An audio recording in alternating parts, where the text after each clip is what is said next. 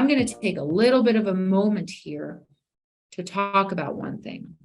Sometimes when I am selling, which is what my job, I sell litigation finance products. When I sell this product, sometimes people are a little shocked that it's expensive, right? They have this sticker shock, like, that's expensive money. I'm like, yeah, but do you understand the risk that we are taking? We have no control over the litigation. We have no control as to whether even continue the litigation. And we have no control over the judges, obviously.